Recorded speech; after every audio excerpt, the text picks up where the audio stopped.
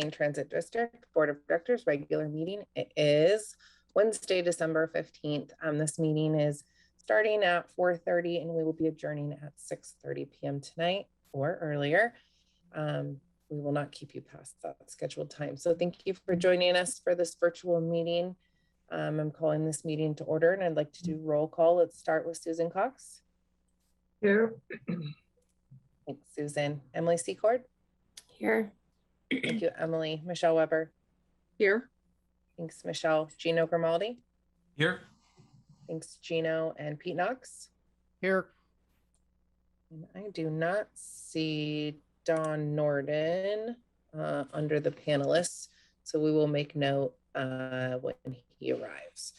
So thank you to the attendees for taking the time to be here for our meeting this evening. We always appreciate it when we have folks that like to listen to what the agency is up to. So let's start with comments from the board president and screams from my kids in the background. So I just wanted to recognize the board of directors had our annual retreat earlier in December. And I just wanted to thank all of the LTD board of directors for taking the time to come to the retreat, more than half a day, but I thought it went really well. We got a lot accomplished. We had the opportunity to have some great presenters, ask a lot of questions, have some great discussion. So thank you also to the LTD staff members that were there. All the directors took time to be there and it was great. Some of our new board members got to meet LTD staff members face to face, and that was really cool and really appreciated the opportunity. So a big thank you, like I said, to everyone for participating. Really looking forward to moving this team forward together. And I feel like that was a really positive step in the right direction. And that's pretty much all I have for comments. Mark, is there anything that you'd like to add? Yeah, just to reiterate what you said, I just really want to thank this board for their effort this year. We've got 4 new board members in 21, so it's been a lot of learning going on, but it's been good, and I just really look forward to 22, and really thank you all for your service to the organization. Really do appreciate your time. Well said, Mark. It's pretty fun seeing all the great things that are on the horizon. So thanks for that, Mark. Really quickly, do any board members have any announcements? Okay, not seeing any. I do not have any additions to the agenda today. As you saw in your agenda, we are postponing the Employee of the Month until January. So we will not be having Employee of the Month today. So we're going to move right over to audience participation, and I'm going to turn it over to Camille. Thank you, Caitlin. I will go ahead and read through the instructions to give everyone a moment to figure out how to raise their hand if they need to. To indicate that you would like to provide testimony, please use the raise your hand button. For those attending via phone only, press *9 on your phone to raise your hand. When it is your time to speak, your name will be called. For those attending via phone only, the last 4 digits of your phone number will be called. Please state your name, city of residence, and who you are representing for the audio record. Once you have provided testimony, your hand will be lowered. Please do not raise your hand again. Only one opportunity to speak is provided. For those unable or not wanting to speak publicly, testimony may be provided via email at clerk@ltd.org.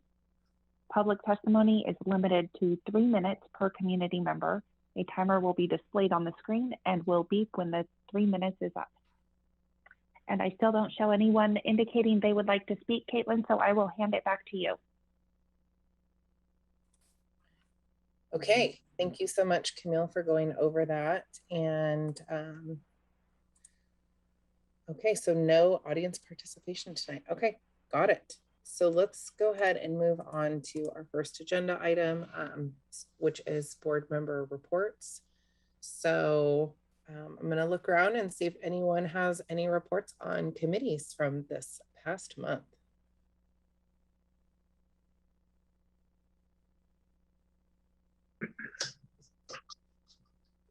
Susan or Emily, go ahead. I was just going to say that we had a ad hoc bylaws meeting, and Michelle and Emily and I participated. And we had it was really helpful to have both Camille there to go through and kind of explain the different policies that are there as written. We used the side-by-side document.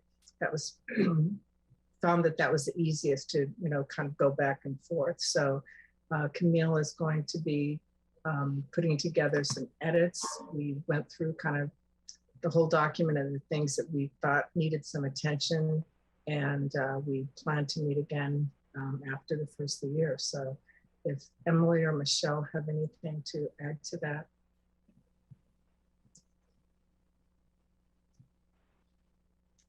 I thought we had some really good conversation, and I think we have some good direction on what we think will be valuable changes to the bylaws, and we'll be looking at policies as part of that process. I think there are some things we can just clarify, and so I think we had some really good conversation.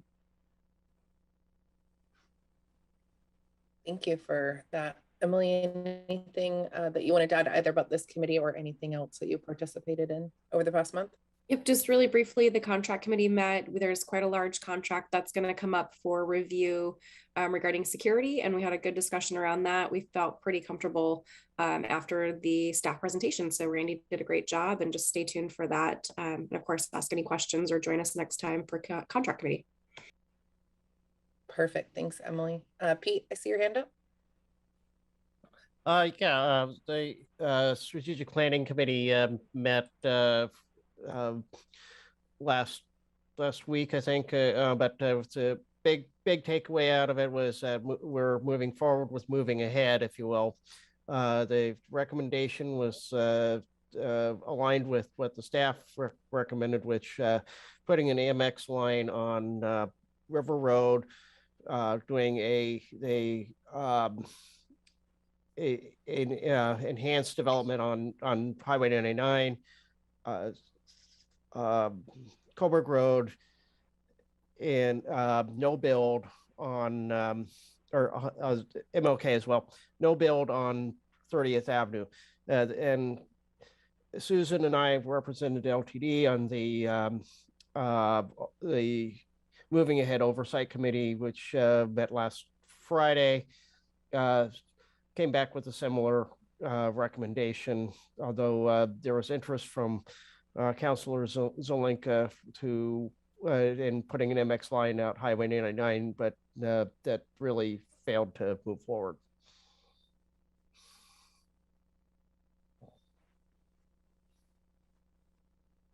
Thanks for the information, Pete. That's helpful. Okay, thank you, everyone. Susan has her hand up. Let's go ahead and move on to the consent calendar. Oh, Susan, I'm sorry, I missed that. Go ahead, Susan.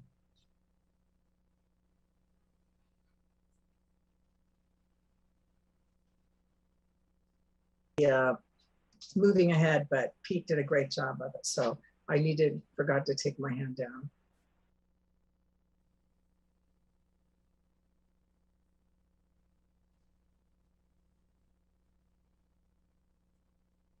I'm going through one of those really fun times where it says my internet is unstable. So I'm hoping you all can hear me. And isn't this fun? If you can hear me, okay, I see Pete giving a thumbs up. Let's go ahead and move on to the consent calendar.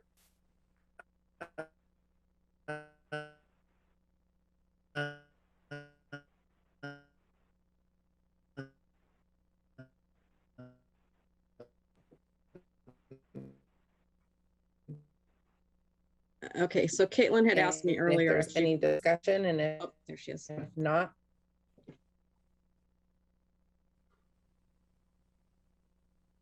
Oh. So you had completely dropped off, Caitlin, on all of that. So great. You might want to start over on that item. I am going to go try and fix my internet. If someone can take over this part for a moment, I will be right back. I was going to say the contract I just mentioned from contract committee is actually on the consent calendar.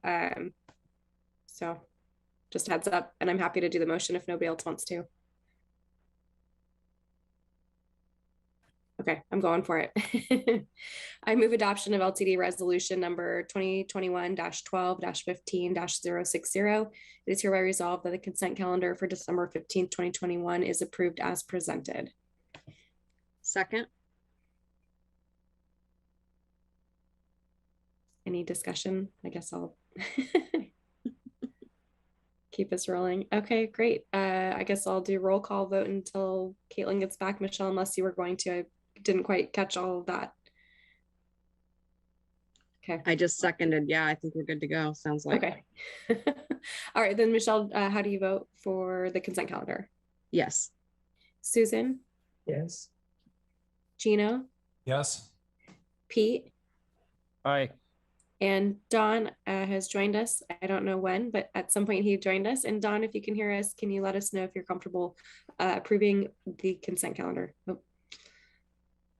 Do we, okay, well then we have a majority, so that passes, so we can move forward. And Caitlin, Don joined us, but didn't finish voting on that last item for the consent calendar.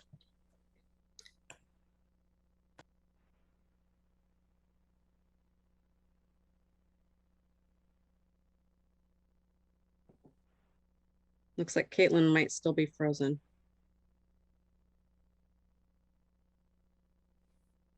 Okay, I think I'm connected now.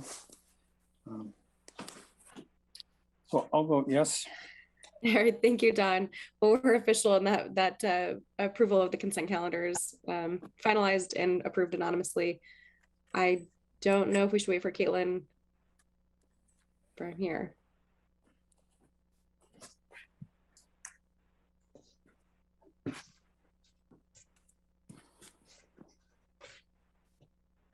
If the board would prefer to, we can postpone the next agenda item until Caitlin is able to come back, and we could skip ahead to the fleet procurement plan phase 1 update if you would like. I would like Caitlin to be here for the next item, so. I think I'm back. There she is. That was very embarrassing. I'm so sorry about that, everyone. And if my problems persist, I'll move to my iPad, which uses data, but I humbly apologize for that. The world of Zoom. I had a very difficult time getting in on this too. I believe I need some training on how to operate this system, because I click the buttons and nothing happens, and then it's been 10 minutes getting connected, and that just doesn't seem right. So I don't know if anyone else is having trouble with this, but the digital world is against us, Don. Oh, we were just there an hour ago and it worked. Oh, well. Don, we will get you the training that you need. I promise that. We will work with you on that, but you're not alone. Great. So Emily, we're good. We got vote on consent calendar. Okay, awesome. Okay, so let's move to our next agenda item. So if everyone goes to page 12 in your packet, I want to make sure that we're on our next agenda item of election of board officer. And this is to vote for vice president. So just as a reminder of what's going on or what we went through, as I'm going to open the floor for nominations, there is specific wording for the nomination. And I wanted to remind everyone in this group, this is just for essentially a 1-year term since we had a vacancy. So it's not a 2-year term, it's just till the end of 2022. And then I will be following the steps that you see on page 12. So with that, I would like to open the floor for nominations for board vice president.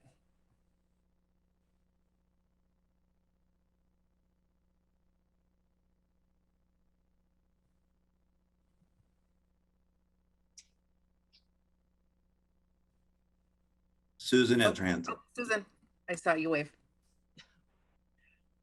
I'm reading this as I'm supposed to here.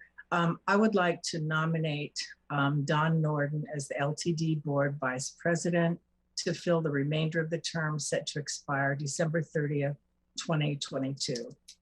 The reason that I am nominating Don is that he is the senior person on our board. He has only 1 year left, as I understand it. So it gives us, I think, a opportunity to both honor his service as well as have sort of a level playing field, I think, and just take a breath and get us all acclimated. So to Don. And are there any other nominations before I close this period?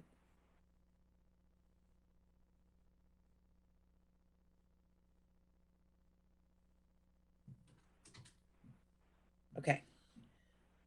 So now I'm going to do a vote on the candidate. So I am going to start with Pete Knox.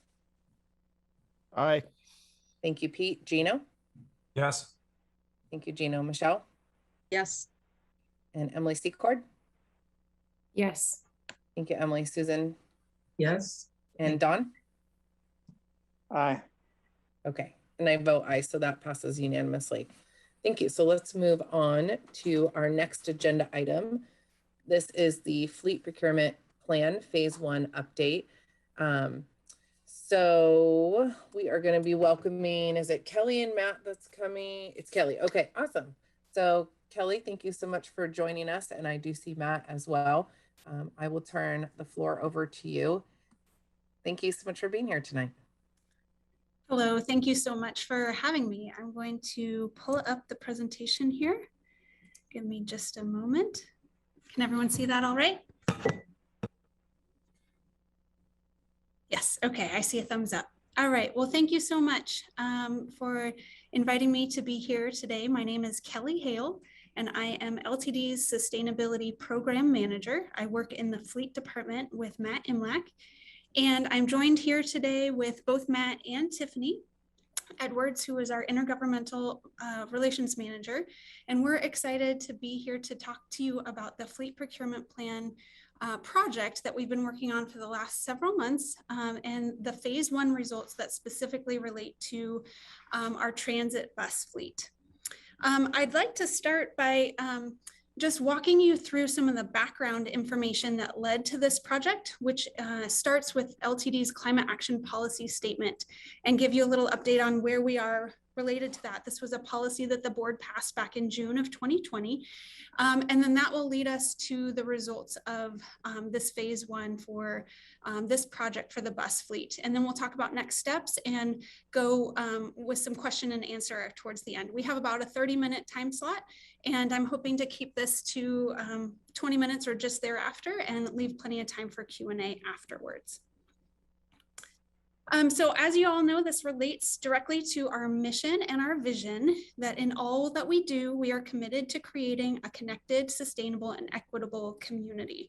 And as you may remember from our strategic business plan, LTD has identified 5 strategic areas of focus.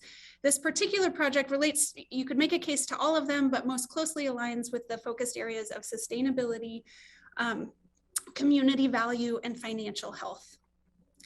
And just to remind everybody what was passed for the climate action policy in June of 2020, our board passed a document that recognizes the urgency of addressing climate change. And the first part of this policy really focuses on taking steps to maximize public transit ridership and support low carbon active transportation modes as a step to addressing climate change. And then the policy goes on to focus on 3 specific goals. The first goal was to have 25 electric buses under procurement within 3 years. The second goal was in 10 years, by 2035, to completely phase out fossil fuel use in our vehicles, our owned vehicles, and over 10 years to have a 75% reduction in greenhouse gas emissions from our owned fleet vehicles. And that's tailpipe emissions from our vehicles. And then the third goal was really focused on continually researching the emerging technology in fuels. And that's where this particular project comes in.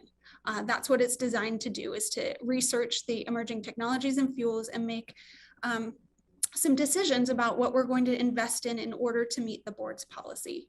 And goal 3 then also focuses on reviewing progress and goals annually and working with our partner jurisdictions.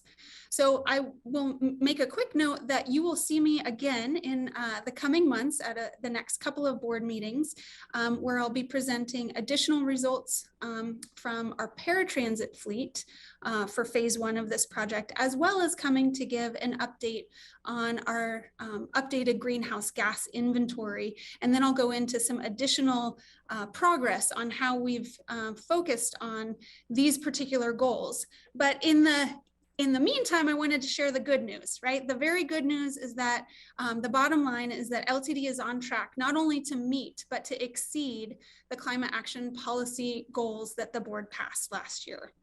We are in our first, just past our first year of this policy, and we've made significant progress. And so I'll be really excited to share some of those results and give specific numbers to all of that when I come back in early 2022. But like I mentioned, this particular presentation is to give some of the draft results for that fleet procurement plan that relates to goal 3A of this policy. So let's talk about what this project is. So we call it the Fleet Procurement Plan Project. The purpose of it is really to help LTD operationalize the policy that you all passed.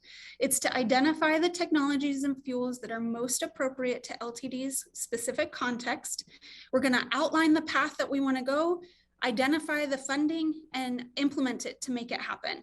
And Tiffany is on the call as well to really touch on this later, but this is a really essential tool to be positioned well to be able to access new competitive funding at both the state and the federal level. So having a plan in place really positions LTD well, and by having that already at this point, we're in good shape here. So it's exciting.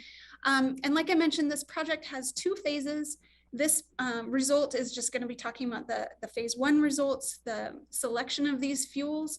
But then as we move into phase 2, that includes looking at scenarios, identifying a funding plan, and really putting the whole plan together. One thing that I do want to mention before I move on is just about roles. So in your AIS for today's presentation, you saw that it was really about information and discussion. I wanted to just clearly identify that we're, as staff, we're so grateful to have a board that has set such clear and focused policy, right? Your role was to set the policy here, and now it's staff's role to implement it. So our job is to keep you informed as to the direction that we're going and to keep the community informed at all the steps along the way.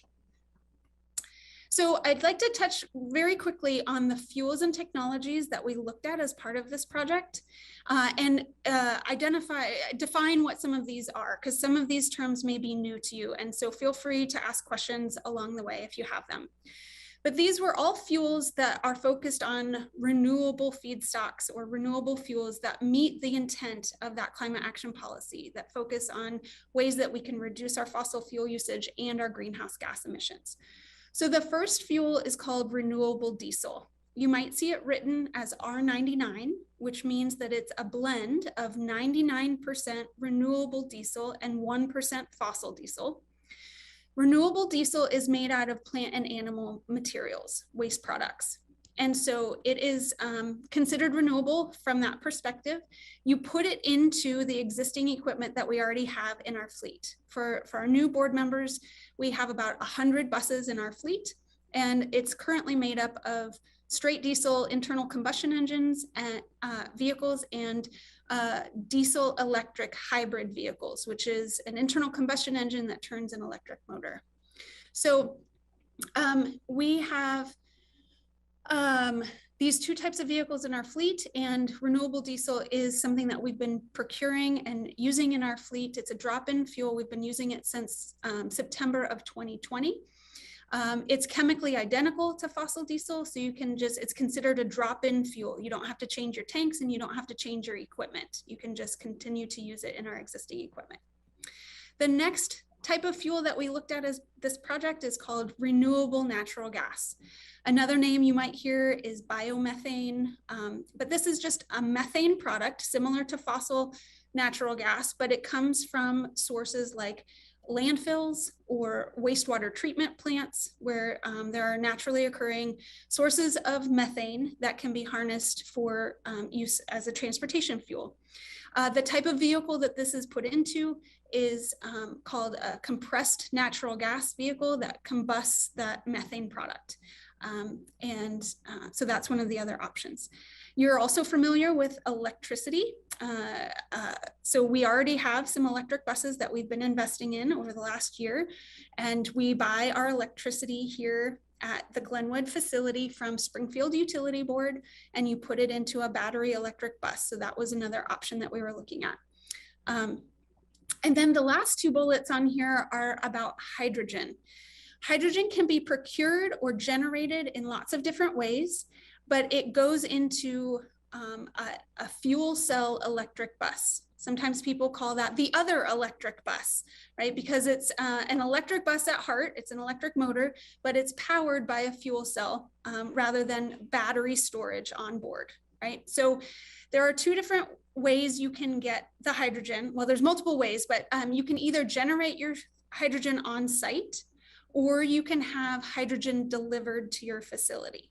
So when you're looking at on-site generation, then there's two options there as well. And we were looking at trying to get as green of hydrogen as possible. So in this study, we looked at a process called steam methane reformation, which is a fancy way of saying that you use a methane product to generate your hydrogen atoms. The process that we looked at here would be to use, again, renewable natural gas to generate the methane for this method for on-site generation. The second on-site generation option that we looked at is a process called electrolysis. And basically what that is you take a water molecule and you use electricity to split off the hydrogen atom. And so that's another way you can generate hydrogen. And we looked at that for an on-site generation. You can also have gaseous, and both of those kind of on-site generation methods produce a gaseous hydrogen product. You can also get deliveries of gaseous hydrogen, but mostly for delivered methods, you would primarily be looking to get liquid hydrogen, because at the scale that we might be looking at the scale of about 70 buses, since we've already committed to having 30% of our fleet be battery electric, we're looking at what would come for the remainder part of our fleet. At that scale, if you have delivered hydrogen, in order to reduce the total quantity of deliveries, you'd want to have a compressed or liquefied product. And so when you look at liquid hydrogen, there are two different ways that you could get that. You can use a kind of a national industrial gas supplier. There's many of those, and they would truck in your hydrogen from various production methods and from various distances. But then there was another option that we just learned about recently, that is a local group of partners, eWeb and Northwest Natural, that are putting together a project over at the Roosevelt Operations Center in West Eugene, eWeb's property, to generate and potentially deliver hydrogen to LTD's property from that location. And so that was another option that we looked at here. So then when it comes to what criteria we evaluated all those fuels and technologies across, we took a triple bottom line approach to this project. And so that you might hear that phrase before, it typically focuses on the three components of sustainability: social equity, environmental impact, and financial responsibility. We also brought into this score some operational criteria here as well. So we looked at, under operational considerations, vehicle range, space requirements here at our Glenwood facility, and the fueling or charging time.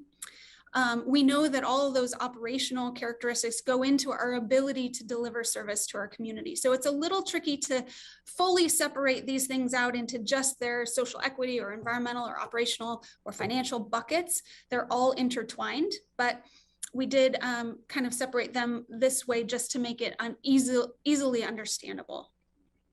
Under the social equity and environmental impact area of focus, we looked at 4 different criteria. Does it meet the climate action policies need to go 100% fossil fuel free? Does it meet the tailpipe GHG reductions that we need to meet as part of that policy? And then we know that we need to look at not just the tailpipe emissions, but all of the greenhouse gas emissions throughout the entire production of the fuel, from the production of the fuel to the transportation of it to the actual use in the vehicle. So we did look at that life cycle picture there as well. And then in addition, beyond just greenhouse gas emissions, we needed to look at local air quality emissions as well. Things like particulate matter or other smog inducing local air quality emissions that are important for protecting human health and the environment. And then under the life cycle costs, we looked at a variety of things there too. Upfront vehicle cost, the infrastructure cost, fuel cost, operation and management cost, and then also financial incentives, both things from like, for example, the federal and state level policy mechanisms like the Oregon Clean Fuels Program, as well as the regulations and requirements under some competitive grant funding opportunities. So those were the types of things that were looked at under financial incentives. And then this project took a qualitative look to the 2 other items on here, disaster resiliency and long-term fuel availability. But I wanted to just note that we're doing a deeper dive on disaster resiliency in a separate project, and I'll be able to bring more detailed results back at a later date on that particular item. So without further ado, I'm going to show this high-level graphic of the fleet procurement plan draft results from the bus fleet. And so up here in the columns, you can see all of those different fuels and technologies that we just covered. And then in the rows, you can see all those criteria broken into those 3 buckets: the operational score, the social equity and environmental score, and the life cycle score. And the components that go into those 3 scores are listed there so that you can remember and you don't have to flip back to the previous slide. Now, the scores that are on here, I just want to be clear. What we did is we combined a bunch of different numbers. We looked at all the individual numbers that go into how long the range is and space requirements and the carbon intensity, et cetera. And for today's purposes, we summarized all of those numbers up into 3 metrics. Does this summarize up as a high score, which means it's good, right? It has the low potential for negative impacts. Is it a medium score? Or is it a low score, which means it scored poorly, meaning that it has a high potential for negative impacts. So that's what the legend shows here, and that's what these graphics here. It's just this highest level of summary that we can do across these 3 buckets. And then down in the bottom row there, you can see which of the fuels and technologies staff has selected for additional research in phase 2. And so you can see that renewable diesel used in diesel vehicles has been selected to move forward as a transition fuel. Then we are going to continue to watch battery electric technology beyond the 30 buses to see if range will improve over time. Renewable natural gas in compressed natural gas vehicles was also selected as a viable alternative for LTD. And then liquefied hydrogen from either national or local delivery methods was also selected for additional information to move into phase 2. What I'd love to do is just take a minute or 2 for each of these different fuels and just walk through the highest level summary as to why we made those selections moving forward. And then I'll open it up for questions. So here we have the renewable diesel scores, and you can see that both internal combustion engines and hybrid vehicles, the diesel electric hybrids had no real operational concerns. They both scored high in that category. When it came to the social equity and environmental score, they both scored medium. That was because these are the only 2 fuels out of all the ones that were considered that weren't 100% fossil fuel free. Because of the 1% fossil fuel that is a blend in there, it's only 99% fossil fuel free. And it also has, from the local air quality standpoint, it does have the highest local air quality emissions of all all the study options. But it does have 0 tailpipe emissions and very low life cycle greenhouse gas emissions, which is why it scores a medium there. And then on the costs, you can see that while hybrids only scored a medium, the straight diesel vehicles did score high. And that's because the O&M costs, the operation and management costs on the diesel electric hybrids is very significant. And it actually, from a life cycle perspective, the very modest efficiency gains on the fuel economy that come from a hybrid vehicle get kind of washed away when you take a life cycle look and at the very high O&M costs associated with those vehicles. So that's the reason that that first option there was selected to move forward into phase 2. When it comes to battery electric, I wanted to just make one quick note here about how to think about this. So LTD has already committed to investing in 30 electric buses for our fleet, and we're very excited about that. 11 of them have already been put into service, and the next 19 will come in early 2022. This set of results is looking at beyond those 30 electric buses and looking at what is the potential to go fully electric for the additional 70 buses in our fleet. And when we look at that, that's where we notice that on the operational score, that the battery electric technology with the ranges currently available on the market are insufficient for some of our longest routes, which also includes our MX vehicles. Those have a long span of service and run around 300 or more miles per day. And the ranges that are currently on the market for electric buses are insufficient for that. So that's why it scored low. It does have 0 tailpipe emissions, and we are very lucky to be in a very low carbon electricity area of the country. So it scores very high on social equity and environmental, but there is moderate infrastructure costs. We expect $5 to $6 million in infrastructure costs there.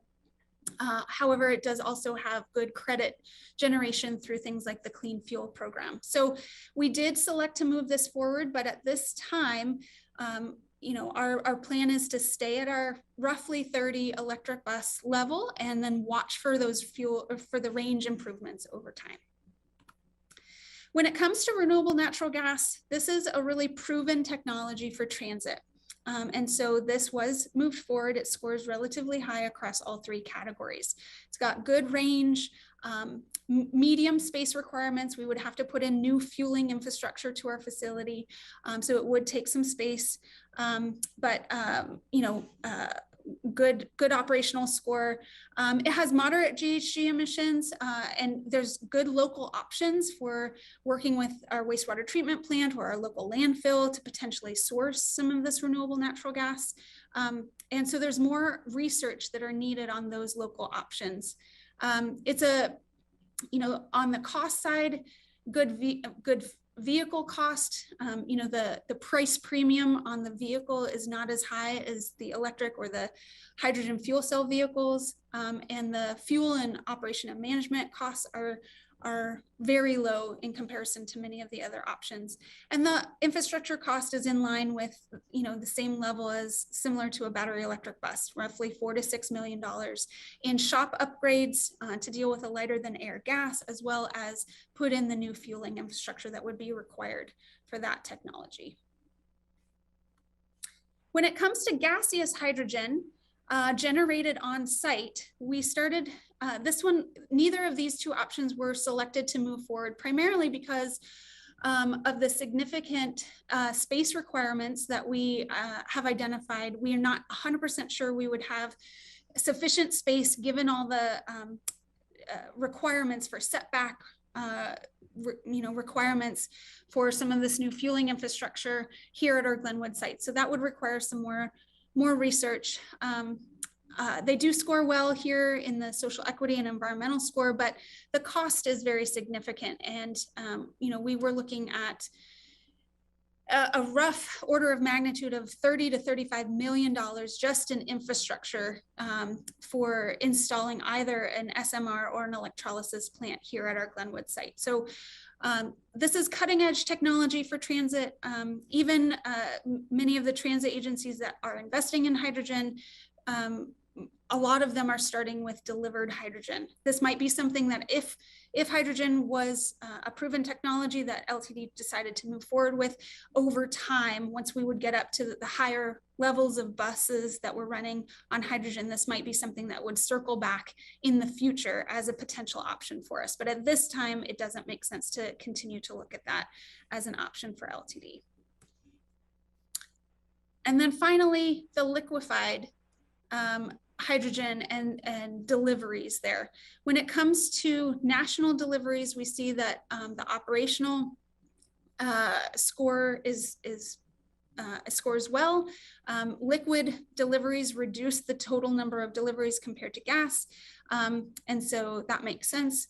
And but this one really depends on how it's produced, how it's delivered, and how far it's being delivered in order to really understand what the greenhouse gas implications would be for this option. So we are seeing that, you know, some of these metrics were based on what's available today. And most of what's available today is fossil-based SMR that generates the hydrogen and then would need to be trucked very long distances from, say, California or from Canada to our location. We're seeing that new deliveries of hydrogen are being cited and developed, and we feel confident that over time the locations will get closer, the production methods will get greener, and there's a lot of investment that's happening in this area. So even though today it's not as positive, I think that there's lots of good movement that's coming here. But with both of this type of delivery method, there is still some significant infrastructure and the costs are still uncertain, right? This is cutting edge technology for transit. And so more research would be needed as it relates to what would be required on our site to receive these kinds of deliveries and to address this kind of fuel in our fleet. Now, you'll notice that the local delivery here has a red bar around it. And the reason for that is just because this is a little bit different than the rest of the options. All of the other options on this table were based on what's real and what could be procured today. The local option does not exist yet. This is about a potential project that is being explored between EWEB and Northwest Natural to use electrolysis at EWEB's site in West Eugene to generate gaseous hydrogen. There would be more need to explore what the costs would look like, how deliveries might work, and all of those details to figure out if it would be a real viable option for LTD. But if it were to go into that kind of place, we kind of made some assumptions, and we think that it is exciting enough that we want to look at it more in detail in phase 2. So with that, the overall takeaways that I'll leave you with is that number one, there's no real silver bullet. There's no clear winner here, but we are lucky to be in an area like Eugene that has many good options.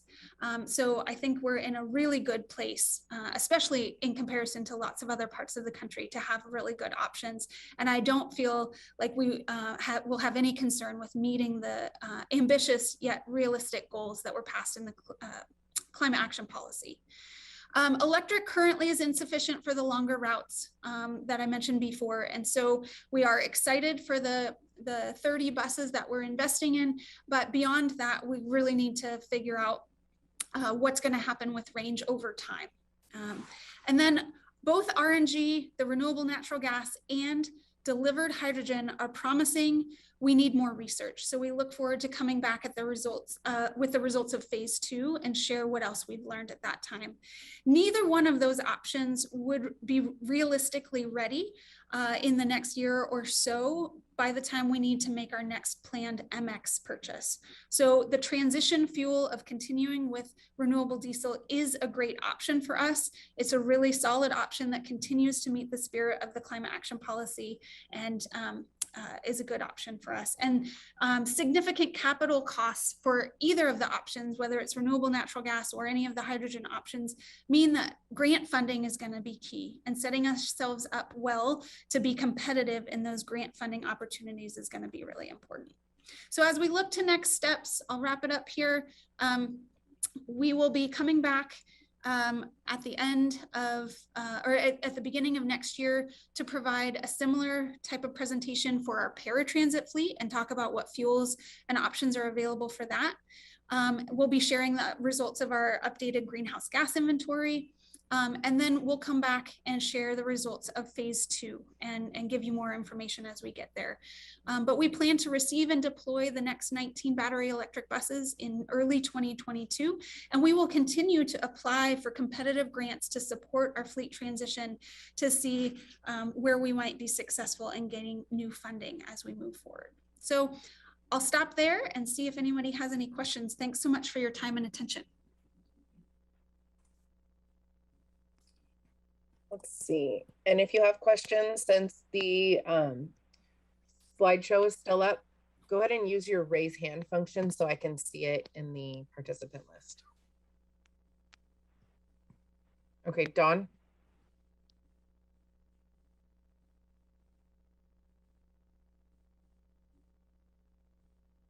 Dawn, I think you're muted. I was saying, thank you, Kelly, for this great presentation. I'm wondering, we have a fleet of buses that are aging, some of them age beyond where they should have been replaced. Are we going to be able to use the R99 fuel to get through the phase, or are we still going to have to purchase diesel buses at any time? We will continue to use R99 as long as we can have access to it. And that is a great option for us, as we were showing here in the results. It is, it meets a lot of the intent of the climate action policy and reduces our emissions. But there may be, especially as we look to our next MX purchase, we may need to invest in more diesel buses for that next MX purchase, but those would run on the R99. So it will still provide a significant GHG reduction as we continue to research the other alternatives and flesh out the rest of the plan for the remainder of our 70 buses.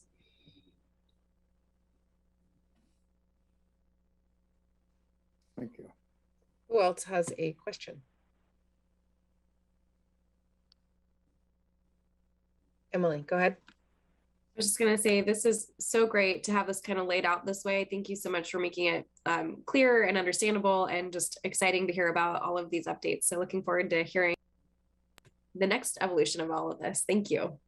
Great, thank you. It's a lot of technical information, so I apologize for that, but I hope that it was clear. Thanks.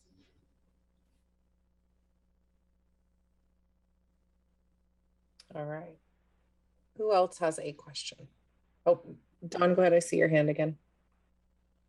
Just a question about the proposal to work with eWeb and Northwest National. Are we going to be using then fossil natural gas or renewable natural gas in that proposed project? That's a great question. So LTD's goal with any of the hydrogen options that we would be looking at would be to maximize the options of using green hydrogen. Green hydrogen means coming from renewable sources. The exciting part about the eWeb Northwest Natural project is that it would be an electrolysis project. So it would be using the majority clean green electricity that we have in our local service area, and it would be using that electricity to split a water molecule. It's a little confusing, I understand, by saying that it's a partnership with eWeb and Northwest Natural.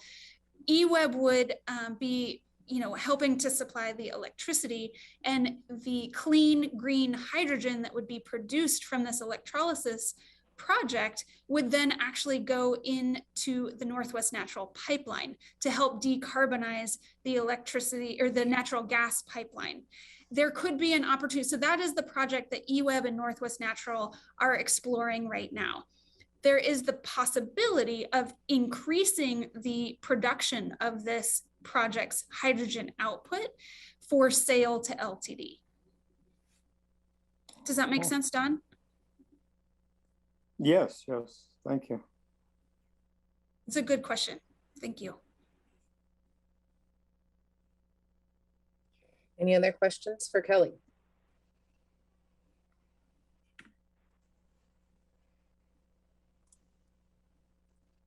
I do not see any other hands up, Kelly, so I think we are good. Thank you for taking the time to be here tonight and for that presentation, putting that together and walking us through everything that you've been working on, and also just all the progress made towards the policy. So thank you so much for all your work and for being here tonight. Yeah, thank you so much. I really appreciate it. Okay, so next on our agenda, we're going to be welcoming, we have Tom and Jake for developing LTD service restoration strategy. So Tom and Jake, are you here? It looks like it. Okay, welcome. Yes, thank you. I'd like to share my screen, as I'll have a visual to show you.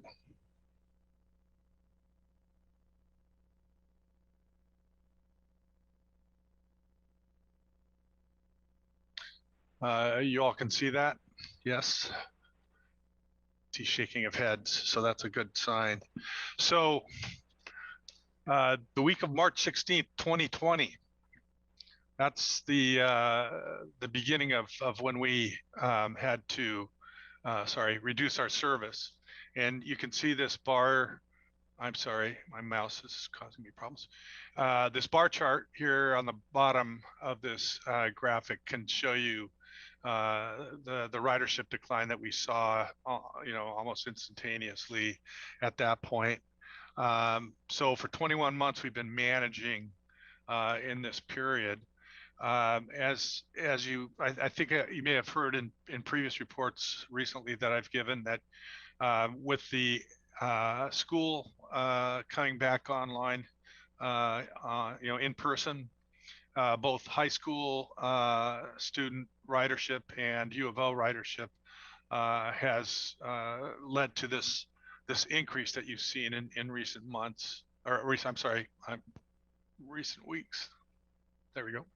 And of course, this drop here is Thanksgiving. So just so you can see how ridership ebbs and flows. And then the U of O was out of basically in finals on December 3rd. So you start seeing this decline in ridership that we'll see, for a few weeks here before school goes back in session.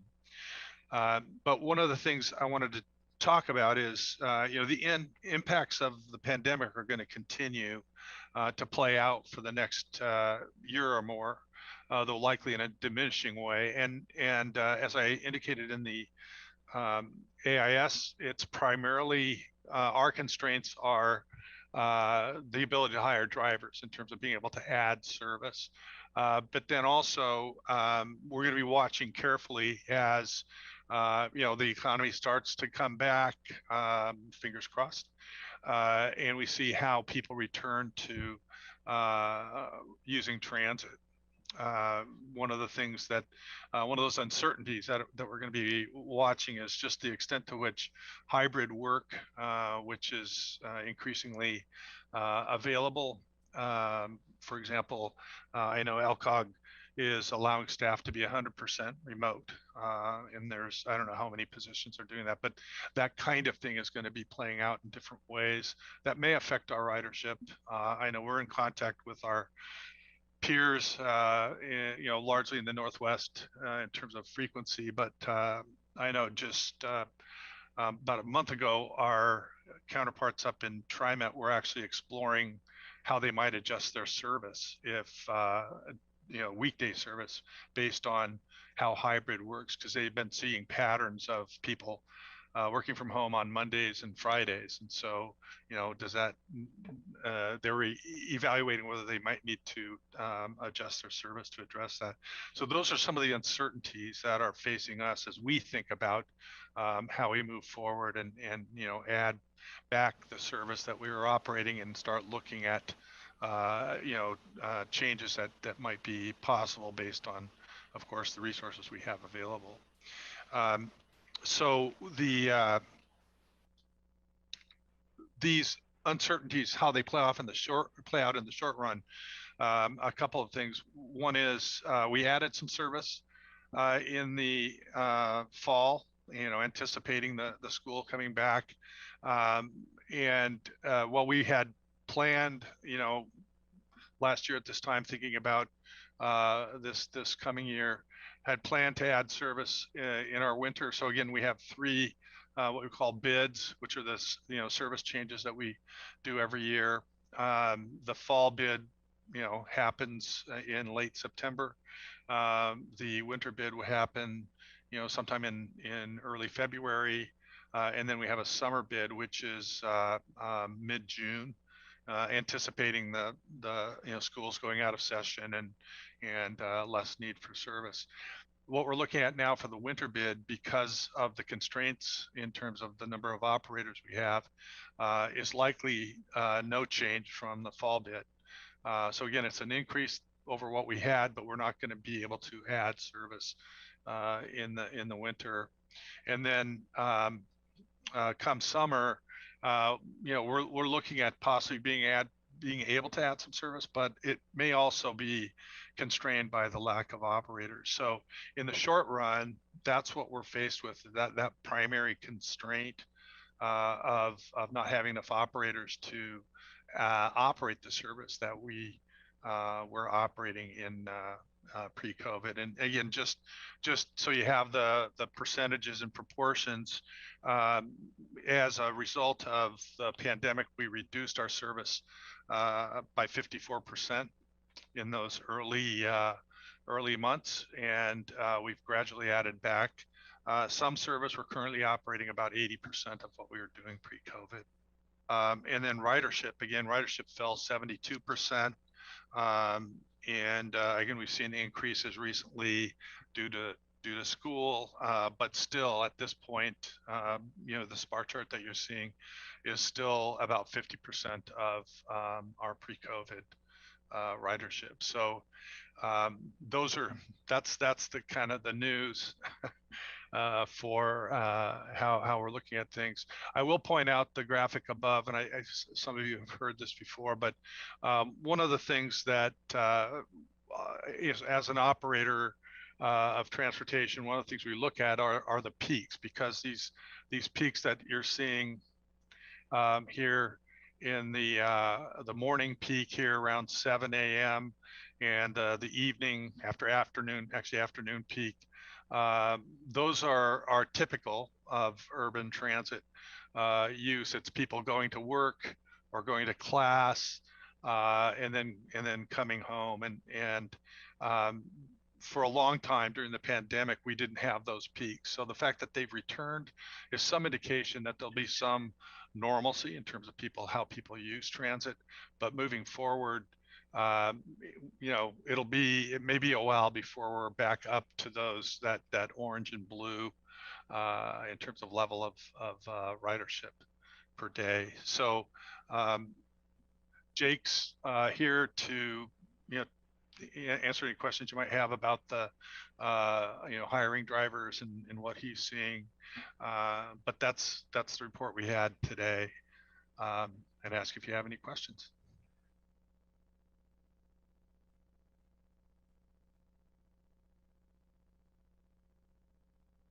Looks like as a reminder, well, yeah, I was going to say use your raise hand function when the screen is still being shared, since we can't see everyone. Yep, Gino. Do you want me to do that, Caitlin, or do you want to do that? No, you please, Tom, please. Okay. Go ahead. Yep. My question is about how much ridership is being impacted by the inability to hire a full complement of drivers. So if we had the ability to hire all the drivers we need, what would ridership look like? Yeah, I think that's a really good question. It's a question. In fact, as you may have heard, we're not the only ones experiencing driver shortages. The Northwest is definitely like that. Everyone is experiencing that. So, what would ridership be like? Well, like I said, there's some uncertainty given some of the hybrid work schedules. But what we're seeing in just the students coming back suggests that there are people that are using it. And I think part of what we want to think about strategically moving forward is, actually probably leading the market for a while with respect to how we add our service back. So we're not going to, constrain our service by, uncertainty around what ridership's going to do. We want to add that service back and have people kind of start to adapt to that again after being away from it for a couple of years. I don't know if that's getting at what you're asking, Gino, but I think what you're saying is we really don't know, and that's an okay answer. okay, we really don't know. Okay, I get it. Okay. Others? Any other questions? Any questions for Jake? It's like Pete has a question. Oh, okay. Pete.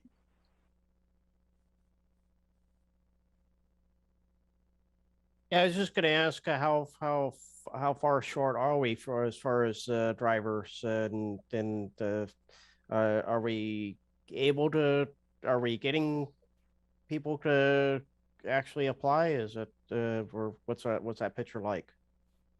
Yeah, so I'll take my best shot at that.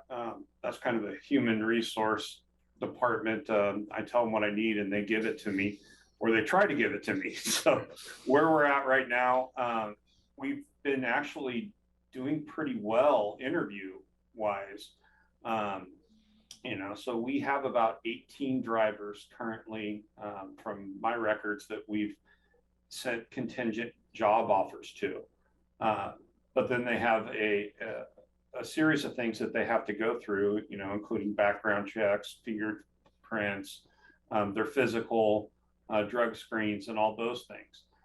So what we're seeing sometimes is at a rate that we haven't really seen before is we'll have people drop out or accept another position somewhere. So normally if we want a class of, let's say, 10 operators, we're going to get the 10 operators. Currently, I haven't been able to get a class of 10 operators in the last several classes. They may be 6 or sometimes even 4 once they drop out or leave. And like I said before, we're always getting that 10. It's more of a coveted position, and people are waiting in line to be a bus operator at Lane Transit District. There's just a lot of other options out there. But we're optimistic about this group. So we're hoping that we're going to get close to a class of 10 in January, and then we'll turn around in February and hopefully be close to that number as well. What we're doing is we're able to sustain the service right now that we have. But a lot of the stuff that we're in regards to operators, we're losing a few to retirements in January. We have some internal promotions that are happening, and that's just kind of keeping us even. So that kind of led into the decision to do a no change bid, essentially do the same thing in the fall. That sounds that's great. Keep up the good work on that, and good luck. Thanks, Pete. Is that a new hand or? That's a new hand. It's a question for Jake. When we lose people who are in the process of becoming an operator, a full operator, and we lose them to another position, are there any trends that you're seeing? The reason that they're going someplace else? Not really. Kind of what Tom touched on before. This isn't something that's just an anomaly for Lane Transit District. I mean, our partners in all directions are having the same struggles, and that lends into the other part of what Triman's dealing with. So it's not just about people from working from home. When they decided to cut some of their service, some of that led into a decision, I believe, in regards to their canceling routes because they just don't have the operators. They've tried, other places have tried different things like signing bonuses and refer the friend bonuses, but we haven't seen, a real significant increase in regards to bonuses. So I don't have the answer to that. I think maybe that might be more of maybe an HR thing, but I'm saying, Gino, if you can find that answer, it would be great for a lot of transit agencies right now. Are we doing exit interviews for these trainees that we lose? Absolutely. Okay. Not necessarily the trainees, but anytime anybody leaves the district, we do an exit interview. A lot of times if they're in the process, they don't usually give us that opportunity. Yeah. And a lot of it's just they fail, you know, they fail the drug test or the physical, or they don't complete everything on time, and everything's on a timeline in order for us to do certain things. So we may bump them into the February class if they don't meet that timeline. Where before we were actually pretty strict on that. No, you didn't make the timeline. Okay, well, we're moving on to the next applicant. We're not doing that. So we're doing a lot of things that we haven't done in the past to, you know, recruit and retain operators to get us to a level that we can support the community. So, and then Jake, one of the things I read into Gino's question too was you promoted a couple of drivers into positions of supervision and whatnot. Can you speak a little to the kind of why we do that the way we do? Sure. So some of our positions currently, I guess an easy example is all of our current supervisors and operations were at one time a bus operator. So we try to go internal. I think it's a good partnership with us and the ATU as well. They know the people that they're getting, and they're typically, obviously, you know, the high performing operator. And we have positions, you know, where people have moved on to different agencies or in the district, different positions. So for an example, one of the operators was a temporary supervisor, just got promoted as a full-time supervisor in customer service. Our training supervisor just accepted a position at Salem and Chariots that was a higher level position. So yeah, there's just a lot of moving, but there's a lot of internal stuff, which is good. We want to see our internal people get those opportunities. But in the same breath, you know, we also want to put the service out there, and it is part of what we do. The supervision part is vital to the service to the community, just like the bus operators. And we're doing the same thing with public safety. I know we're talking about bus operators, but we currently have 6 public safety officers, and we're budgeted for 9.5. So we're doing the same thing there with interviews. We're interviewing them. We're requiring new hires to be vaccinated. So we've had a couple incidents where we interview and the person backs out because they're not willing to be vaccinated. It's like, okay, so we're moving on to the next person. Thanks. So Susan, you had your hand up. Do you? I know that this is such a challenge in every sector, but I'm curious, what kind of incentives do you have? I know that there's the balance of making sure that the people that are working, the employees now, don't feel like someone who comes in and they get more benefit when they've been the loyal, you know, people who have stayed on. But are there any incentives for particularly staff who can bring on other employees? Because it seems like they would be the most, I guess, effective to say, this is where I work, I really like it, and I think you would like it too. Or are there any ideas around that? And I know that this is a challenge everywhere. Yeah, thanks, Susan. That's kind of, you know, a district-wide, it's not just operations. I do, incentive-wise, I don't have a real good answer for that. That's kind of in the wheelhouse of HR. And I know that I've talked to Alex, our director at HR, as recently as today, about some of those opportunities, like maybe that we could look at to help promote some of that. However, from an operations standpoint, people want to work here. You know? So really the challenge that I have is the flip side of that. I have so many people that are great operators, and then they bring in family members, which is great. They're great operators, but then I'm not able to necessarily promote them in certain positions because of our nepotism policy or whatever, but I love having them as operators. So people typically want to work here just because we do have a great wage and we get awesome benefits. And we're known for having people that come here and they stay here. It's not a job, it's a career. We actually just had an individual bus operator that had retired come back, and he is so excited to get back in the seat, loves working with the people, loves working with the community, and you can't beat our benefits. So yeah, I think it's a long answer to that really didn't answer the question. Still, here, I might be able to help you out, Jake.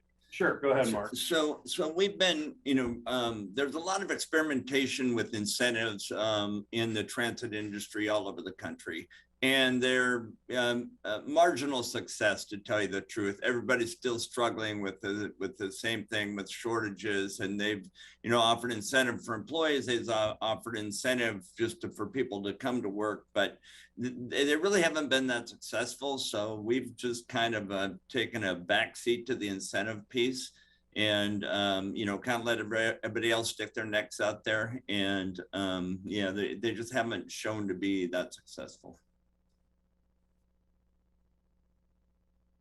Emily. And this probably isn't a fair question for you, Jake, but has there been some discussion about whether or not that vaccination status is required because of the shortages? Or is there some exploration on that, or is that a federal policy that we're complying with? That's an internal policy that was discussed with HR and Mark about our hiring. And really a lot of that circled around the event that if mandates are required, we really don't want to bring in people that aren't vaccinated. And then we spend all that time and money training them for these positions, and then they walk away because they're not willing to get vaccinated. So everything's kind of held up in court in regards to the mandate, and we're not mandating all employees. We're simply mandating new hire employees. Maybe Mark wants to expand on that one. Nope, he's good. Yeah, I think, you nailed it. It's like, if, at some point we're gonna probably face mandates. And so rather than deal with it later, we better off deal with it now. And at least from my perspective, Emily, it's been just a few people. It hasn't been a big, huge deterrent. It's like, oh, we're losing all these people because they're not willing to get mandated. I only know of 2 in all the departments that I oversee, which are 3 at this point. And that's for people that are in the system already, we don't know whether or not they just didn't apply in the first place necessarily. Correct. Yeah. Okay. Basically, that's kind of where we start the interview process. It's like, hey, we have this policy, or are you willing to comply with the policy by the time you'd be hired? And it's usually yes or no, or I'm already vaccinated. Awesome. Thank you. Mm-hmm. Other questions? Otherwise, thank you, and we will be back with an update soon. Was that a promise or a threat, Tom, that you will be back? I hope it's a promise, put it that way. Well, thanks for your time, Tom and Jake, for updating us, and of course, answering all those questions. We appreciate you guys being here. And next up, we have Tiffany. So Tiffany is going to go over the legislative and redistricting, update. And then we'll be having a discussion, and then we will switch topics, but still having Tiffany present. So Tiffany, nice to see you, and I will turn it over to you. Thanks, Caitlin. Hi, everybody. Good to see you all. Full board. I love it. I'm Tiffany Edwards. I think I know everybody by now, but I'm the Intergovernmental Relations Manager for LTD. So I handle all of the government affairs and legislative matters of the district. I'm going to share my screen here. Make sure I share the right one. Okay, here we go. I think you should be seeing the right thing. So wave your arms frantically if for some reason you're not seeing legislative update. So I'm going to provide just a few updates just for information. No decisions needed today, but I'm going to start with, first of all, actually, I'm going to go to the next slide. So I'm going to start with a legislative and special session on redistricting update. I'm going to talk a little bit about those impacts to LTD because they actually are notable. And then I'm going to talk about kind of what's happening between now and March, which is will get us through the short session for next year.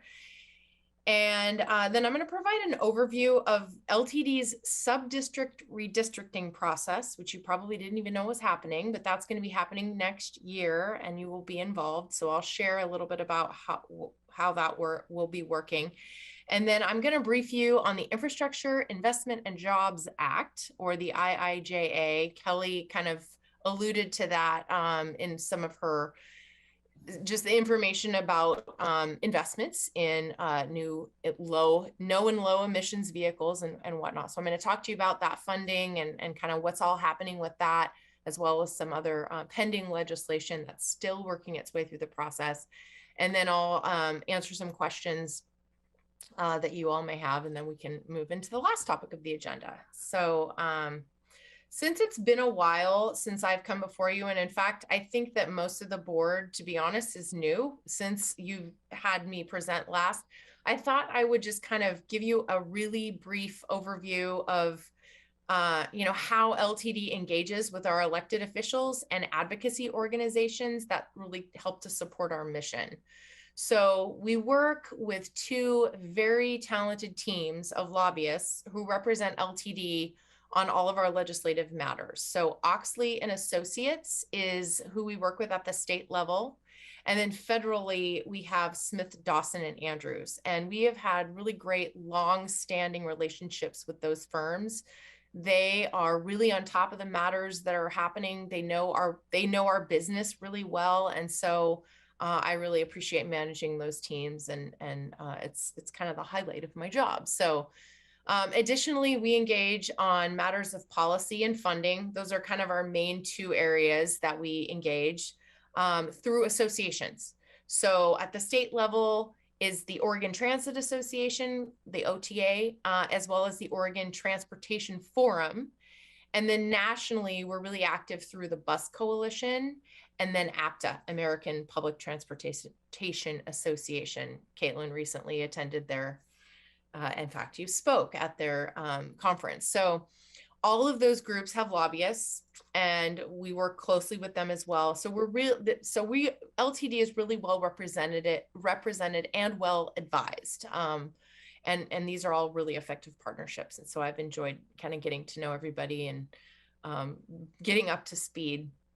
We also hold board seats on the OTA and on the Bus Coalition. So Mark holds those seats currently, and I go to all those meetings with him as well. So those are monthly meetings. We're really pretty frequently in contact. I'll also add that we are part of what's called the United Front, and that's part of Lane County. That's comprised of LTD, as well as the cities of Eugene and Springfield, Lane County, the Springfield School District, and Willamette Lane. And so because we share so much in common with all of those groups and their interests, we partner very closely with advocacy for the region. We share lobbyists, so they also are represented by Smith, Dawson, Andrews. So we meet weekly with that group. And so it's a great coalition that we have, and we actually really work well together to support one another. We're also highly engaged with a whole host of local organizations and partners. So hopefully, that provides a little bit of context and background for all of you.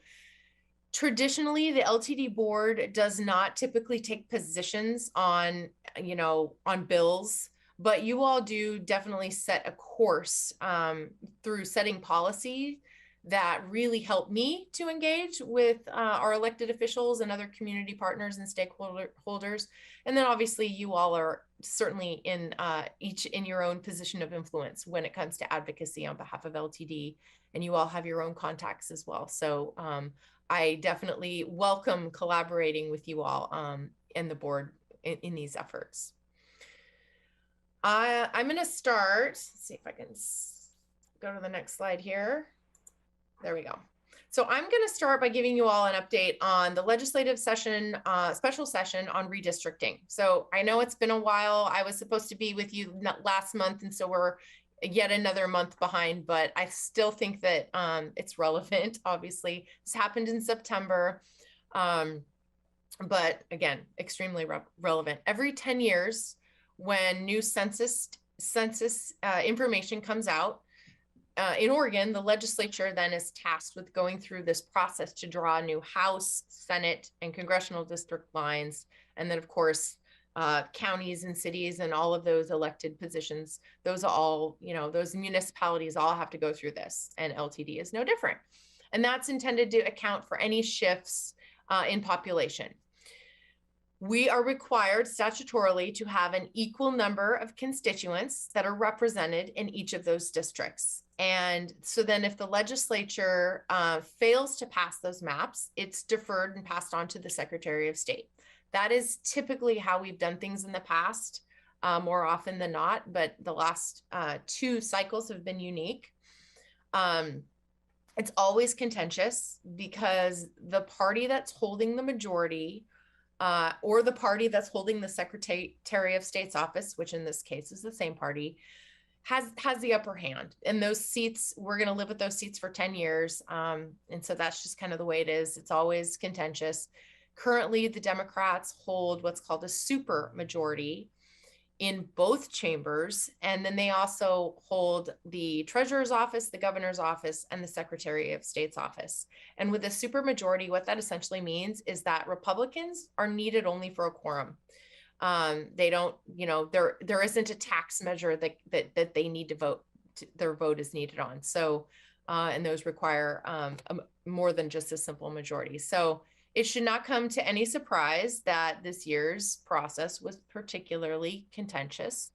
I included a bunch of information in your packet. So, you know, I apologize. There's some articles and things like that, but I just wanted to give you all the context of what the process was dealing with.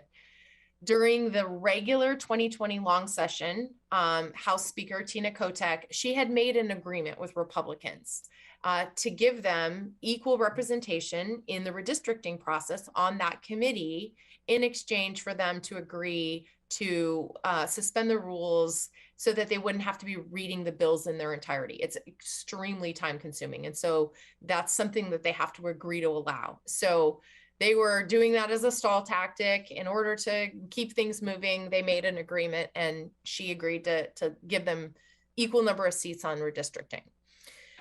Well, on the first day of special session, the speaker went back on that agreement and reseated the committee. And so, of course, Republicans were extremely disgruntled and they boycotted, they walked, which is something they've start to come to do more regularly that we've seen. They denied them a quorum, but essentially they did end up, everybody came back, they passed the maps on contentious partisan votes. And again, all that information is pretty well described in the articles that you have. The outcome is that we have new district lines, and then we now have a new congressional district. So instead of 5, we now have 6. The maps were subsequently challenged, but the courts have upheld them. So the maps that we know that we have now are the maps that we're going to be living with. So I just want to make that clear. So I thought I would just kind of zero in on Lane County so you could see some, you know, impacts that we're gonna see to our LTD service area in particular. So on the left here is the current map, and on the right, and this is the House districts, and on the right showing the changes. So as you can see, you know, we essentially had 6 House seats that we all kind of had pretty tightly in there in the Eugene Springfield area. We now have they've all kind of spread out in a lot more rural areas. And so now what we're going to be left with is essentially 4 House districts. Of course, 11 and 12 have changed dramatically. So if you know the individuals here, you can kind of see, you know, you look at Paul Holvey, he's not changing a whole lot, but then when you look at 7, which is actually, I should say John Lively and Cedric Hayden, they've almost just swapped. So now you have, you know, rural Lane County is 7 and 12, which, you know, that's kind of changing spots. So lots of movement happening. I'll show you the Senate districts as well, just for some context here. I would say that I think the biggest significant change here is, you know, you have Floyd Przonski right now in District 4, who is representing South Eugene and then all the way down to Roseburg. Well, his district is changing significantly, and so now he is mostly South Eugene and Springfield, and so that dramatically changes. That actually puts him and Lee Byer in the same district. So probably most significantly for us here at LTD, we know that Senator Byer is not seeking another term. So this won't be a problem for him, but this is significant for us at LTD because Senator Byer is the co-chair of the Joint Transportation Committee. That committee is where most of everything related to LTD goes through. So transportation is a you know, obviously a huge topic for us. Representative Nathanson in Eugene is also on that committee. And so, you know, we still expect to have some Lane County representation, but I will say that there's a lot of things, a lot of moving happening around. We now know that Congressman DeFazio is not seeking re-election. We know that our bully Commissioner Val Hoyle, who's from our area, is running for that congressional district. And that's going to probably launch a whole series of domino effect that we'll probably start hearing in the coming months as people start to, you know, file for different races. Why it's significant is that generally you can't run for something without giving up the seat that you have. So we kind of expect that there's going to be a big shakeup. So I'm going to be watching very closely personally. So upcoming important dates that'll take us through March. We obviously passed the deadline to request bills for the short session. Each member will have 2 bills. Committees will have 3. Here I am today, December 15th, with a legislative and redistricting briefing. January 10th will be the deadline for the Legislative Council to return all of the drafts.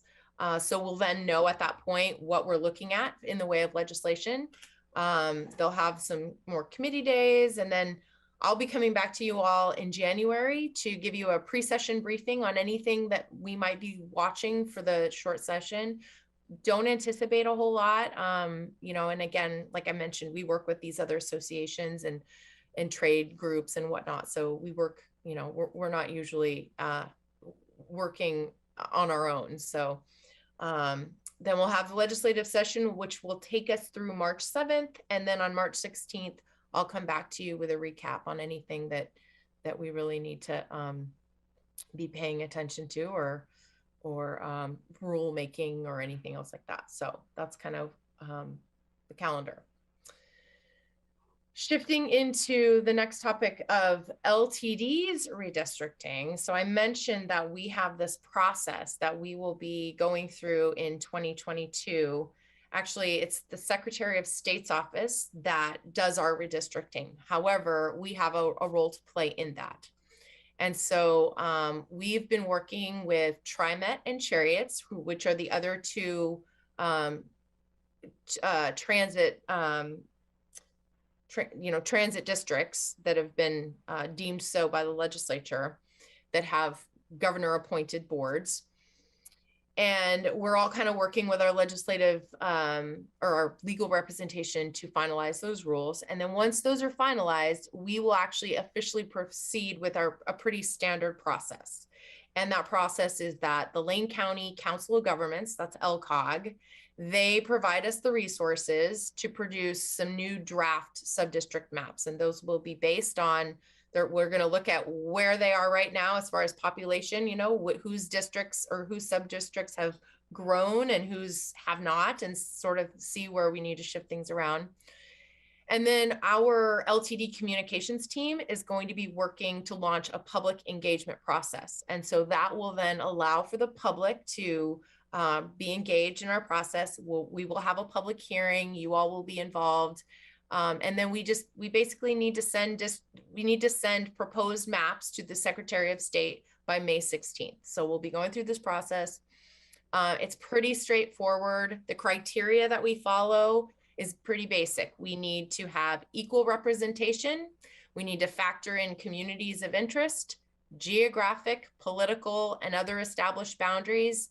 And then, have that be deemed acceptable by the community. These are not, you all don't have to run for office. So they're far less political in that sense. And so that's good. But I will be coming back for another update in the next couple of months, just to kind of, once we have finalized rules. The January 1st date will probably not happen. I think we're a little bit behind. The Secretary's office was behind in getting the draft rules out to us. So we have a hearing on January 10th to just, share any concerns that we may have with those. And those are in your packet. And then I would say by February 1st is when they'll have those out. And then we can proceed with a process. So last little thing I'll cover is the federal legislation. Unless you have been living under a rock for the past 6 months, you have probably heard about the bipartisan infrastructure bill, which finally passed Congress after many, many months of back and forth. It is called officially the Infrastructure Investments and Jobs Act, so the IIJA. And this is that $1.2 trillion bipartisan infrastructure bill.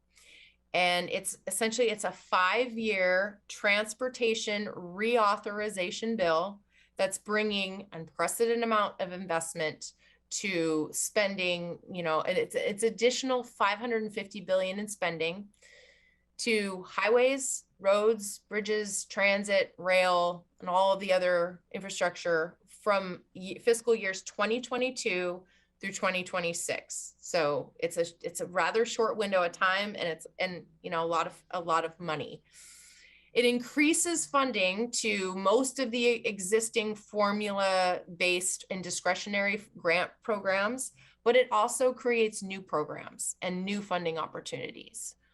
A lot of funding is being dedicated to things like electric vehicle charging, carbon reduction, resilience to natural disasters, and then things like active transportation for bicycle and pedestrian projects. And they've been provided in some pretty significant numbers. For transit in particular, it's $39 million in additional dollars of investment to modernize and improve accessibility and transition to zero emission vehicles. So those are like the two top things that funding is dedicated for. Obviously, our formula funding has been increased, that formula funds that we receive directly, but there have also been tremendous investments for the transition transition to zero and low emission fleets and facilities. We're waiting on what's called the appropriations process, and that will help to finalize. And so then at that point, we'll have exact dollar amounts that we will know from those formalized funds. And then of course, any new programs that were created in this bill, but that can't be funded until the appropriations process is completed. And so I'll try to clarify and I'll try to explain that a little bit. And admittedly, I had to use Wikipedia because there is so much between appropriations and reconciliation and reauthorization. It can get really confusing, and the federal arena has not been my strong suit. So I'm learning along with you all. But the appropriations legislation is what directs the funds to the specific governmental departments, agencies, and programs. And so these are the bills that they need to extend. And if they're not passed during a certain date, that the government shuts down. So these are those bills that they continue to extend through what's called a continuing resolution.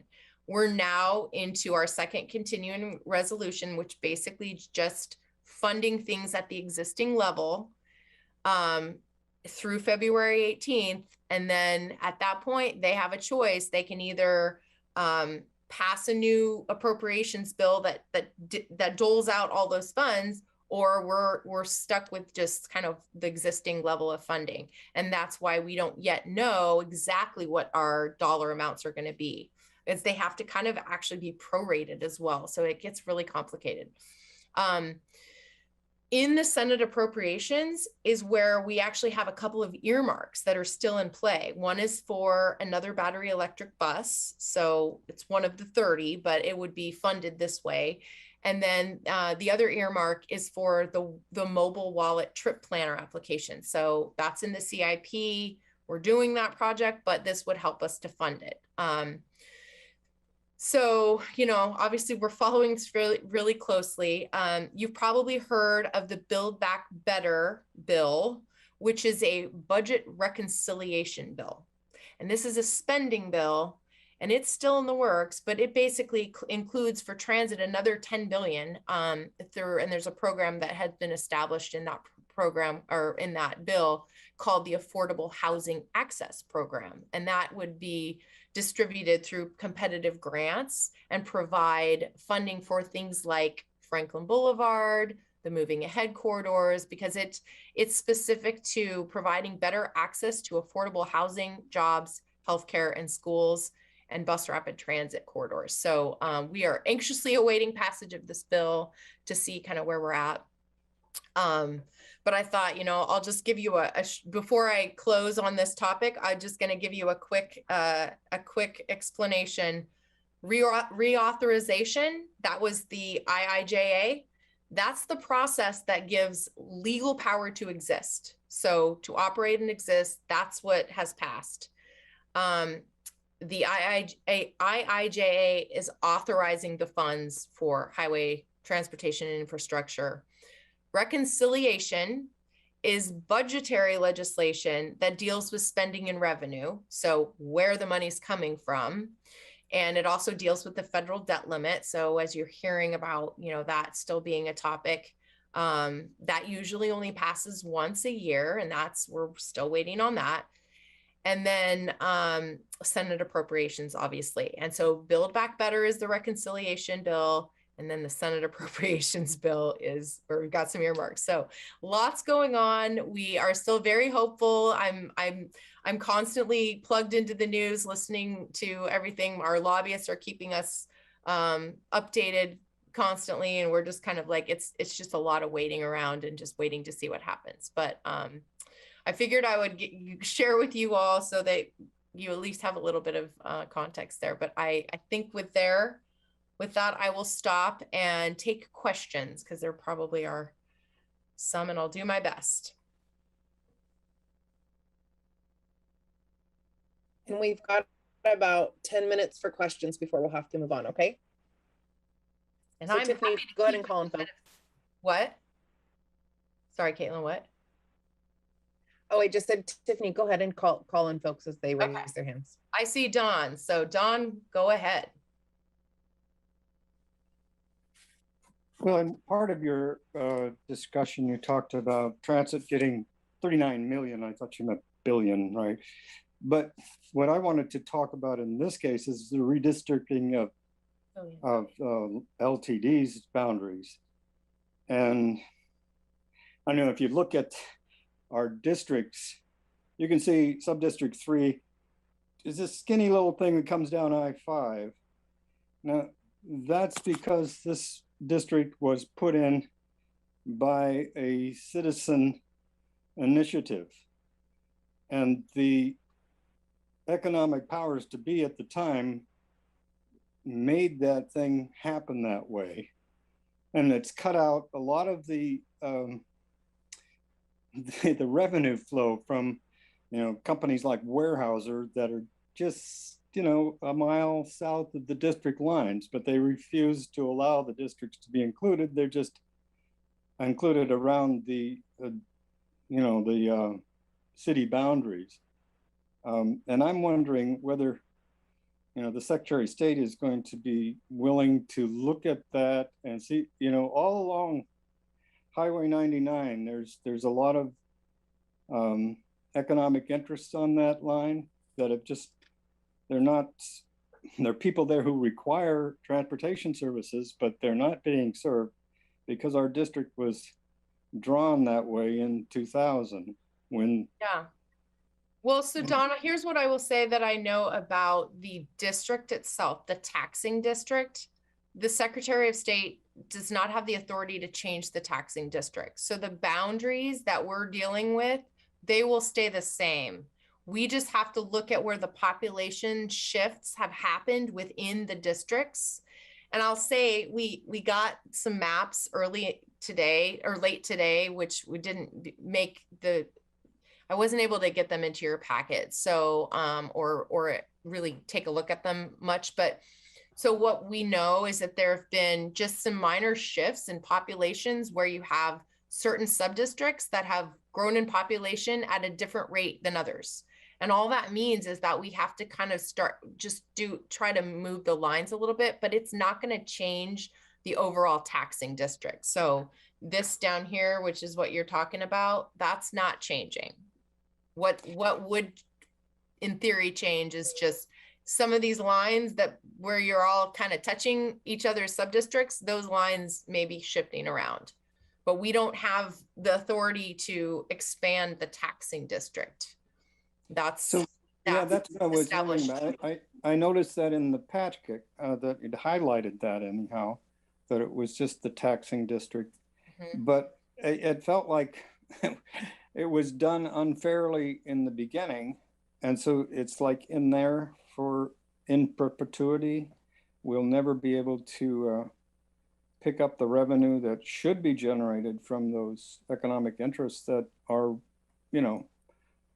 the district is providing services for, but we're not getting paid. And it's just one of my frustrations. I'm there was a way to deal with it. I would imagine, Dawn, that there's a process that we would have to go through that would have to, reassess that. But I don't know at this moment what that process would be, but I'm happy to find out. Probably obviously it was before my time, but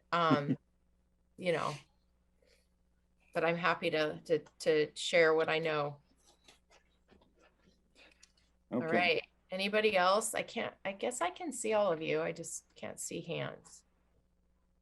Any other questions? If you open your participant box, then and click on panelists, then you can see hands since you can't see everyone's faces in gallery mode.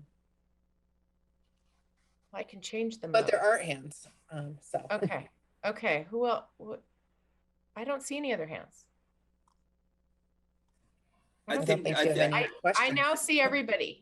Tom Schwetz is in the attendees section. We can bring him over. He can probably help with redistricting because he was in on that. Yes, he's like, we've identified Tom as the guy that's been here through the so Camille, there you go. He's here. He's probably frantically raising his hand because he's like, I know the answer. Tom, go ahead. Exactly what I was saying. I know the answer. He's the expert here. Yeah. So and what I am familiar with is how Cresswell and Cottage Grove came to be in the district. I was working for LCOG at that time, and we were working with the two cities to basically do the GIS work to create the new boundary. And so as I was told back then, there were a couple of issues. One was there was enough political support in each of the cities to want transit. They didn't have LTD didn't serve down there before it was sometime in the 90s. And what we were told, and this was by an old public works director in Cottage Grove, was that in fact the political arrangement was that they would constrain their request for service to their boundaries, their city limits, and those businesses that didn't want to participate would not be affected. And that's why if you look at the I-5 right-of-way, That's our boundary. The boundary was drawn specifically along the I-5 right-of-way to not touch any businesses, along the way between Crestwell and Cottage Grove. And so that's why it looks that way as opposed to how some of the other parts of the district look. And again, it was a political arrangement at the time. And that's what I know. Yeah, that was a political arrangement made by a very few people, and especially, big corporations that had money. And I think we should be able to change it, maybe in the legislature at least, but revisit it at some point. Well, I will flag the issue. So, and I'll be happy to share with you all what I know, what I can find out. So, before I transition to, I don't see any other hands. Before I transition, I want to just make I want to mention something real quickly. Kelly Hale did an incredible job presenting a lot of really technical stuff to you guys. And so kudos to Kelly. I end up being sort of the litmus test for whenever we have this type of technical stuff, because being new to the district, they kind of figure, well, if it makes sense to Tiffany, then we know the community will be able to digest it. So Kelly did an amazing job, but I have to say that the work that we're doing right now with the fleet procurement plan and some of the other stuff that the board set us on a course to do is putting us in a really strong position for this funding. And one of the things that, this is kind of why I was brought into that presentation, one of the requirements for funding that is going to have be imposed for any kind of new low and no transition or low and no vehicles is the fleet transition plan, which other agencies are struggling because they don't have that in the works. And we've been well underway with ours. And so it's a really, really strong position for us to be in. And a lot of these dollars will be competitive. So we'll be competing with, transit agencies across the country, and we will be in a strong place. And so you all should be very proud of the fact that the board took that action, and you've set us well on our way to be in a good spot to get some of those dollars. So, okay. Thank you for sharing that, Tiffany. We need to roll into the next agenda item. Yep. All right. My next agenda item here, I'm going to do let's just do this. I'll just pull this other thing over. This is in your packet. I'm just going to pull it over. There we go. Can you all see that now? This is the car camping. Okay, so I'm just going to leave this up here. Last topic on the agenda. This is, I'm going to give you an update on the Safe Sleep site at 310 Garfield. So this is an LTD owned property. It's being utilized currently by the city of Eugene as part of the Safe Sleep Sites program. And it's for folks who are experiencing homelessness. And this is providing a place for them to be legally. We're hosting people who are legally parking their vehicles. So RV camping is happening. So back on June 16th, the LTD board provided direction for LTD and our general manager to enter into a contractual lease agreement with the city. And if you remember, it was a unanimous vote, a very enthusiastic, I will say, from Susan Cox, in fact, to allow us to go and work with the city on developing a contract that would allow them to lease 2 of our properties. This one at the 310 Garfield, as well as the River Avenue site, which is the former station right off of River Road. And so this is the Garfield site. It is adjacent to our Ride Source facility. It is up and running. That second site off of River Road it's been taken off the table for now. But the city of Eugene and Lane County, and then a whole host of service providers are all partnering in all of these efforts. And so we've been in really close communications with them. We meet frequently, myself especially. And the city has taken the lead in handling all of the outreach and communications. So it's entirely managed by them. We don't really have to do a whole lot, but they are really, constantly giving us great updates and information. So we're really happy with that. So we were able to enter into an agreement that will allow them to lease this property for 2 years at no cost. And that's based on in-kind value. And so if you recall, the board directed us to try to find a way that we could, be a partner in these efforts and try to find a way to make it as low cost to the city as possible. So we were able to do that, and that's great. So there have been some great success stories that I'll report. There have been some individuals who have found permanent housing as a result of being able to stabilize at this location. There's also been a number of individuals who have been able to find employment opportunities because being able to have stable housing is a huge barrier for people who are experiencing homelessness. So that we are proud to say that we've been able to be a part of the solution, and it's been received very positively as a gesture by LTD and the board to be a strong partner in providing resources and solutions to what's really a community-wide problem.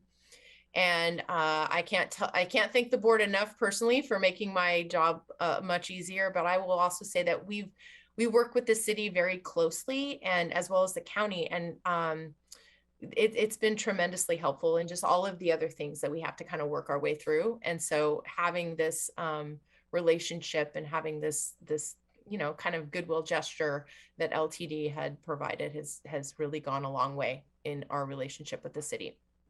We have had a couple of issues on the site, but they're really unrelated to the site itself. There have been some unsanctioned car camping around the site on adjacent streets.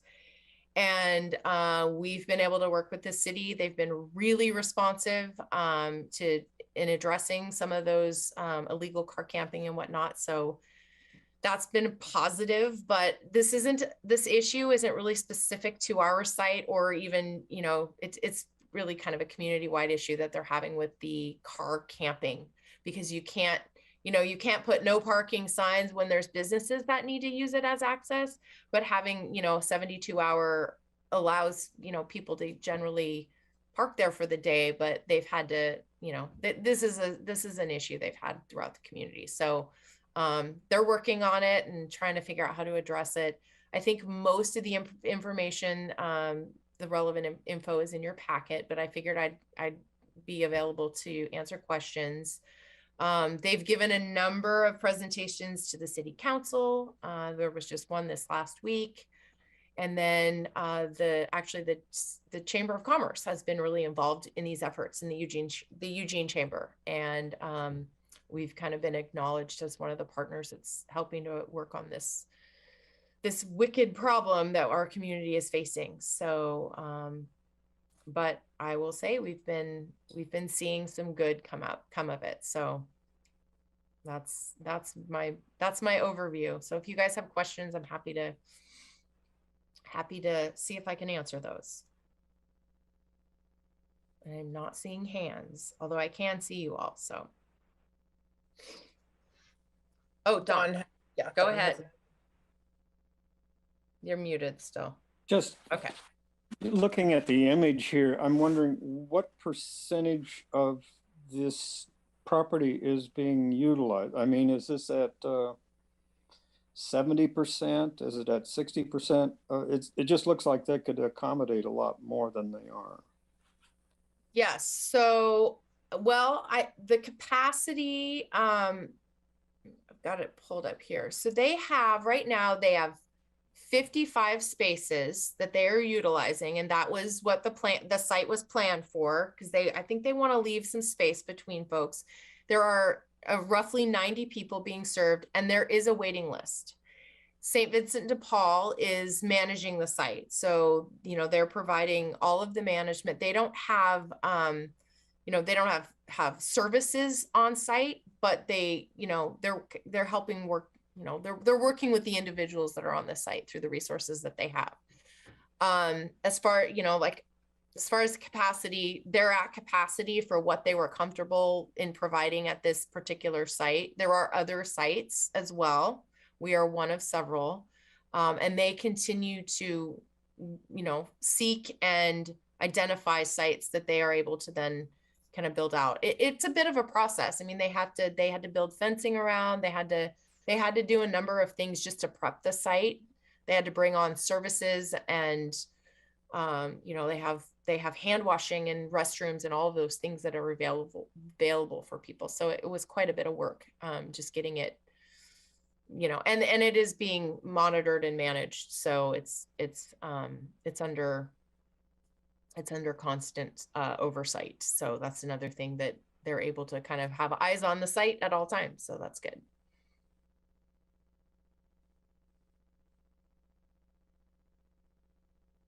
Any other questions?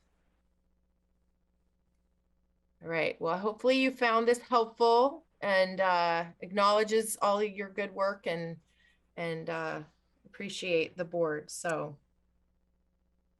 I have to say the city, I just got a little message here. They have invested more than $500,000 into the site. So that's significant. So FYI.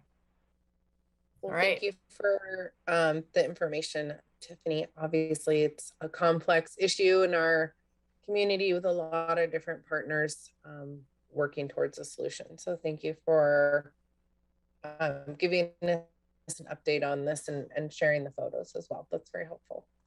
My pleasure. pleasure.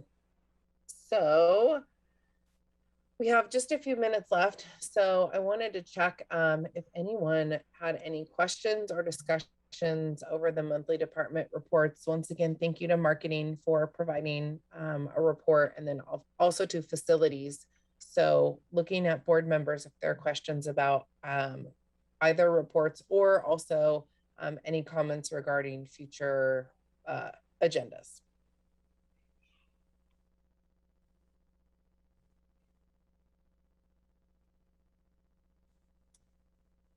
Did I freeze?